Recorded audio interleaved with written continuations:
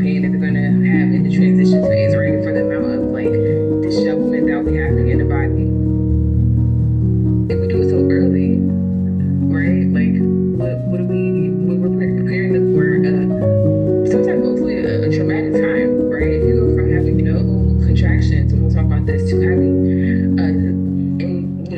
level 10 contraction every 2 minutes, the body is not ready for that, right? So when we're talking about induction, is that there can be ways where an induction is easier, more aware of the actual natural process, and even somewhat duplicate the natural process if we're doing it right? So what is an example of a medical emergency? So we have that coming up, don't you worry. So reasons for induction. So a complication exists, such as preeclampsia, gestational diabetes, bleeding during pregnancy, right? Then we have the amniotic sac has ruptured, but labor hasn't started within 24 to 48 hours.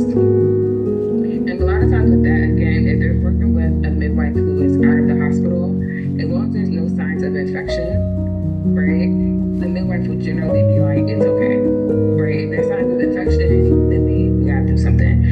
In a hospital setting, once the amniotic sac has ruptured, you're kind of on a time clock, usually 24 and 48 hours, so on.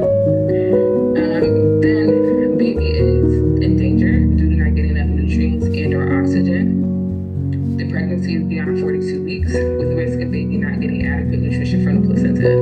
So what happens with the placenta is that we know that the placenta is created specifically, it's wild, right? Like this organ is created for baby, right? Or babies, right? And then it runs its course. So once you start getting to 42 weeks and over in some bodies, right? This is a generalization, but generally around that time, the placenta starts to not function as well, right? Because it's saying like, okay, I've done my duty.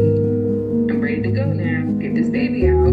So if it's beyond 42 weeks, and maybe sometimes even earlier, depending on the person's body, the actual work of the placenta starts to slow down, right? So babies aren't getting enough oxygen, they're not getting enough blood, they're not getting enough of whatever we need to get from the placenta. And then of course, any presence or suspicion of infection inside the uterus. So so what that's gonna look like again is if we have a fever, right? If we have the person is generally not feeling well, right? Any signs of infection, if the amniotic fluid is a little stink, right? It's discolored, right?